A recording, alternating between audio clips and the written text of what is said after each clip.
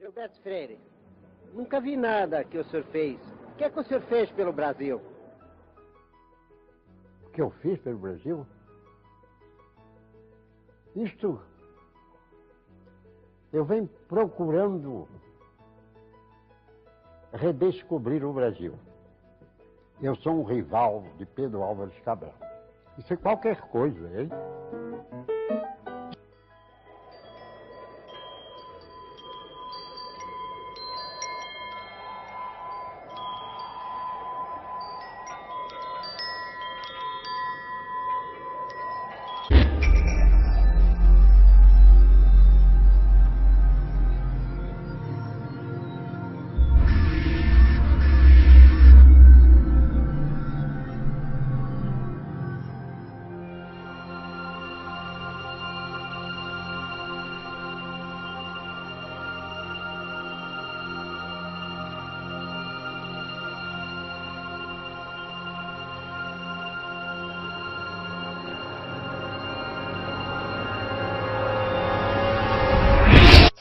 Bom dia, pessoal, nós somos alunos do primeiro ano e vamos falar sobre cultura apresentada no livro Casa Grande Senzala, de Gilberto Freire.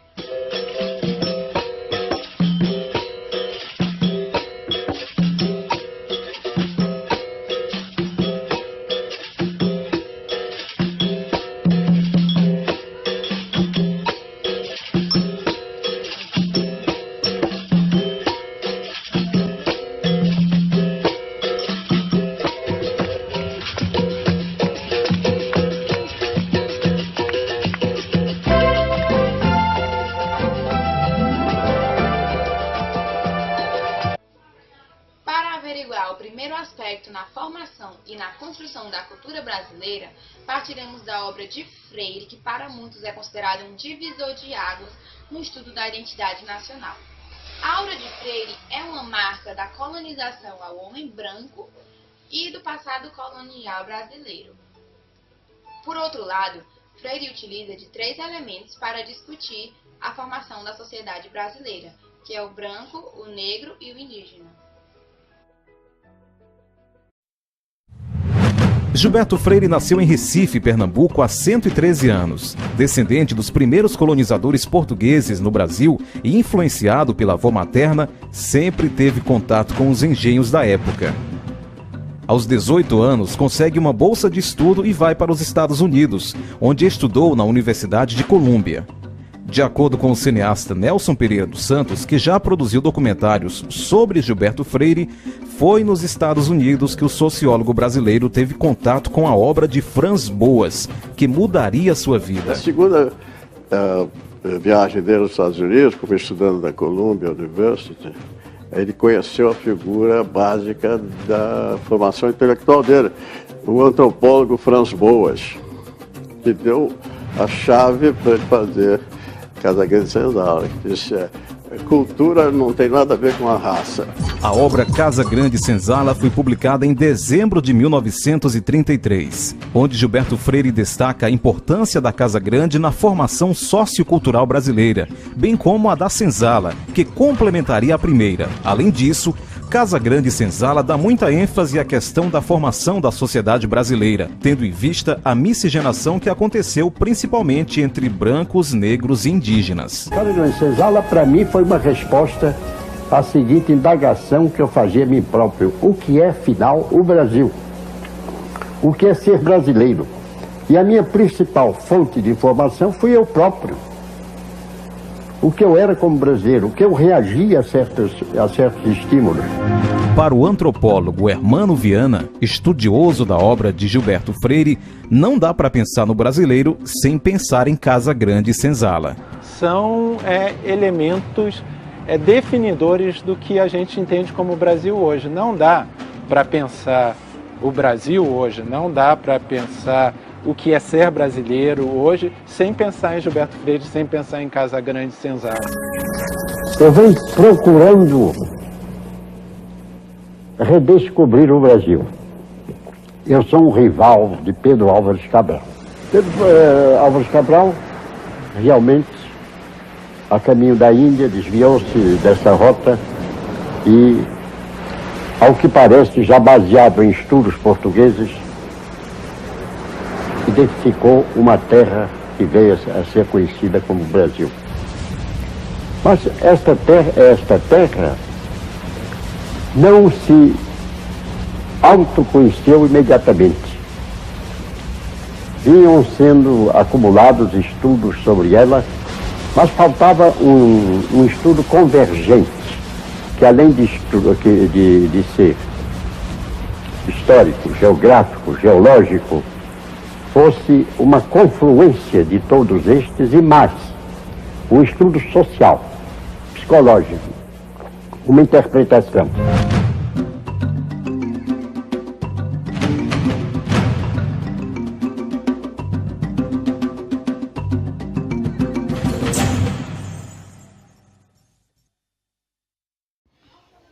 Casa Grande e Senzala decorre da relação do branco com o negro na construção da identidade social brasileira dentro dos limites da família patriarcal, do engenho agrícola e do sistema social da escravidão.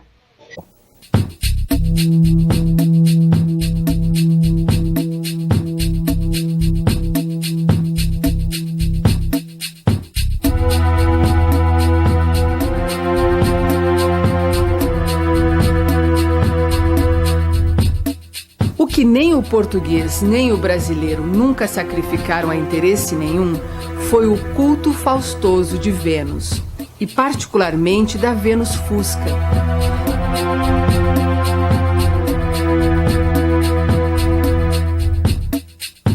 Le Gentil de la Barbinet particulariza um caso curioso dentre os que observou no Brasil do século XVIII, o de uma encantadora mulher de Lisboa casada com um luso brasileiro.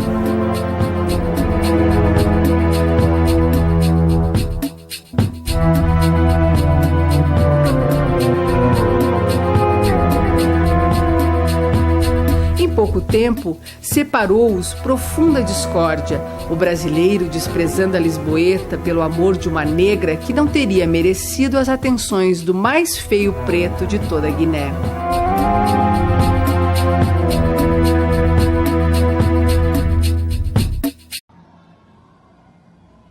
O elemento negro, segundo Freire, tem importância pois está em um nível superior em relação aos índios. Ele dedica 2 capítulos em Casa Grande e Senzala para a análise do negro na literatura.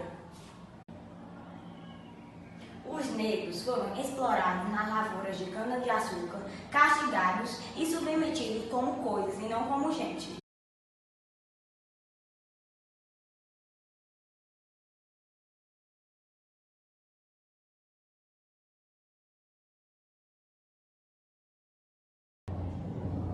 Contudo, estamos apontando uma dificuldade de se falar do negro, uma vez que eles não eram vistos por sua singularidade cultural, devido ao sistema de escravidão da época. Ao elemento índio, Freire dedica um capítulo do Casa Grande e Senzala. Ele nos apresenta como o primeiro povo que teve relação sexual com os portugueses, uma vez formando até famílias com índios e homens brancos, já que não tinha mulheres brancas suficientes para suprir as necessidades dos homens brancos viventes naquela época do Brasil colonial. Freire também nos fala que os índios homens eram usados para desbravamento de terras e de propriedades agrícolas dos grandes fazendeiros do Brasil.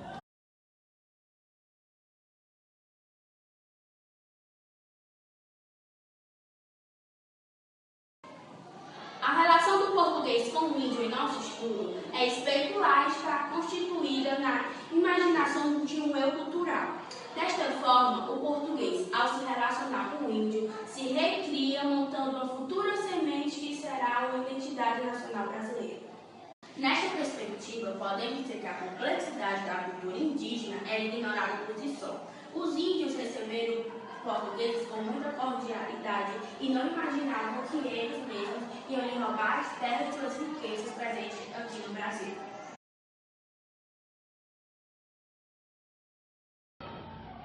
Por outro lado, Freire trata da ideia da democracia racial, pois no Brasil o importante não era a raça, porque, segundo ele, não era isto que dava uniformidade, mas sim a religião católica. pois menos os negros buscavam se batizar e os índios foram o centro das atenções dos jesuítas, que tinham como missão de catequizar os índios.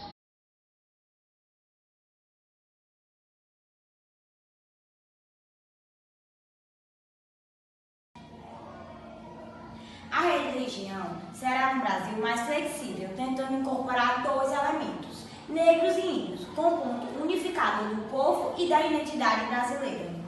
Apesar dos senhores de engenho serem adultos da Casa Grande de Senzala, os padres e os bispos deram grande influência. Em cada engenho há uma capela, onde se rezava diariamente, buscando um contato mais íntimo com Deus. No novo extremo, Freire trabalhará a ideia da mixigenação como algo necessário e algo fantasioso, pois não tem como colonizar o Brasil com uma terra imensa sem uma população numerosa.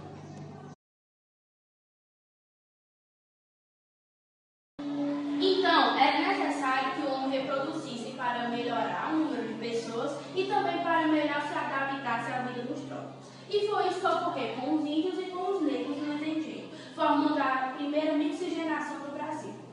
Para Freire, a mixigenação, de certa forma, era algo positivo, pois possibilitava a melhor adaptação do homem no mundo tropical, além de fornecer mão de obra, prazer sexual e constituir uma cultura necessária e particular no Brasil.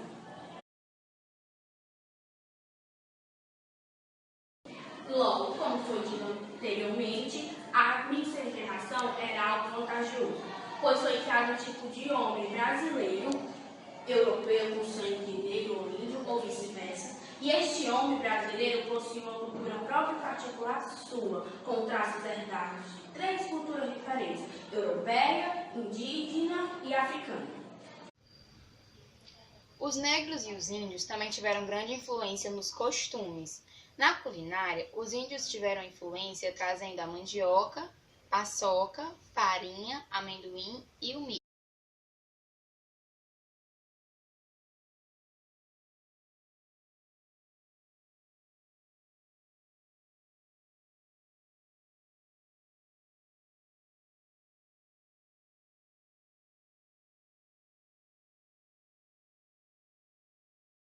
Já os negros trouxeram a influência com a feijoada, quibe,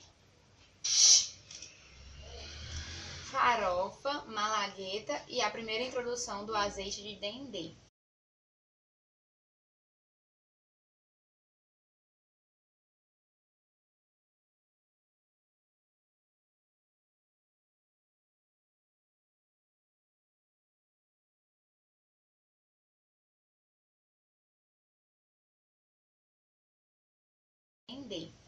Na língua, também foram introduzidos alguns dialetos e na religião, principalmente na católica, foram incorporados alguns ritos.